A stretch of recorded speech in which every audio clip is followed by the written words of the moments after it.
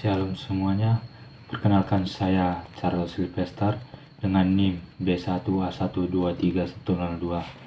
Di sini saya akan menjelaskan resume saya tentang jurnal penyelesaian sengketa terhadap aktivitas perikanan kapal Cina di perairan Laut Natuna Utara menurut hukum laut internasional untuk memenuhi UAS hukum kelembagaan negara.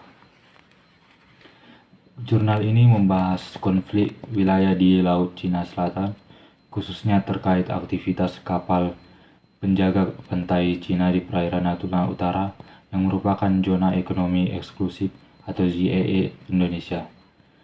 Cina mengklaim hak historis atas perairan tersebut berdasarkan peta 9 Dash Line yang bertentangan dengan hukum laut internasional, khususnya UNCLOS 1982. Penelitian ini menganalisis pelanggaran kedaulatan Indonesia dan menawarkan penyelesaian sengketa melalui negosiasi atau litigasi di pengadilan internasional seperti ICJ dan ICLOS. Temuan menunjukkan bahwa upaya damai lebih diutamakan dalam menyelesaikan konflik ini. Metodologi yang digunakan adalah penelitian hukum normatif dengan pendekatan perundang-undangan dan konseptual. Hasil penelitian menunjukkan bahwa tindakan Cina melanggar kedaulatan Indonesia dan bentuk penyelesaian sengketa yang dapat ditempuh mencakup upaya damai seperti negosiasi dan arbitrase serta litigasi melalui pengadilan nasional seperti ICJ dan ICLOS. Jurnal ini menekankan pentingnya penghormatan terhadap hukum internasional dalam menyelesaikan sengketa maritim. Konflik di Laut Cina Selatan atau LCS adalah salah satu contoh konflik wilayah yang kompleks dan sensitif. LCS dipersengketakan oleh beberapa negara termasuk Cina, Filipina, Vietnam, Kamboja, Thailand, Malaysia, Indonesia, Brunei Darussalam, dan Taiwan. Setiap negara memiliki klaim yang saling tumpang tindih atas wilayah ini. Menurut analisis perspektif hukum laut internasional, penelitian ini fokus pada aktivitas kapal penjaga pantai Cina di perairan Natuna Utara yang merupakan zona ekonomi eksklusif atau ZEE Indonesia.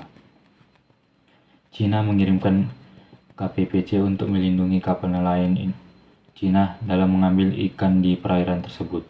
Klaim Cina berdasarkan hak historis penangkapan ikan nenek moyang Cina dan konsep 9 Dash Line LCS. Selanjutnya, pelanggaran hukum laut internasional. Berdasarkan UNCLOS 1982, Cina telah melakukan pelanggaran hukum laut internasional. UNCLOS 1982 adalah konvensi hukum laut dunia yang ditandatangani oleh 119 negara pada tahun 1982. Konvensi ini membagi laut menjadi 8 zona pengaturan termasuk ZEE, laut teritorial, dan laut lepas. Pasal 2 UNCLOS 1982 menjelaskan bahwa kedaulatan sebuah negara pantai meliputi laut teritorial, termasuk ruang udara di atasnya dan dasar laut serta tanah di bawahnya. Selanjutnya, hak dan kewajiban di ZEE. Negara pantai memiliki hak berdaulat di ZEE, termasuk hak untuk mengurus dan mengelola sumber daya alam di wilayah tersebut. Namun, negara lain juga memiliki hak-hak dan kewajiban di ZEE seperti kebebasan navigasi dan penerbangan, serta penggunaan laut lain yang sah menurut hukum internasional. Bentuk penyelesaian sengketa untuk menyelesaikan konflik di LCS. Penelitian ini merekomendasikan beberapa bentuk penyelesaian sengketa. Yang pertama, upaya damai. Negosiasi, mediasi, dan arbitrasi adalah cara-cara yang lebih diutamakan untuk menyelesaikan masalah secara damai. Yang kedua, litigasi. Jika upaya damai gagal, maka bisa dilanjutkan dengan proses litigasi melalui pengadilan internasional seperti Mahkamah Internasional dan pengadilan antar pemerintah untuk hukum laut atau ICLOS. Kesimpulan, konflik di LCS merupakan contoh nyata pelanggaran hukum laut internasional oleh Cina untuk menyelesaikan sengketa ini. Penting adanya kerjasama internasional dan komitmen untuk menghormati hukum laut internasional.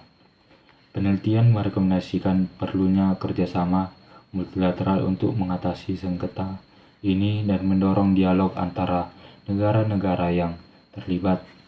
Upaya diplomatik harus diprioritaskan untuk menghindari eskalasi konflik yang lebih besar di kawasan tersebut. Sekian hasil penjelasan saya tentang jurnal penyelesaian sengketa terhadap aktivitas perikanan kapal Cina di perairan Laut Natuna Utara menurut hukum laut internasional. Saya akhiri, terima kasih.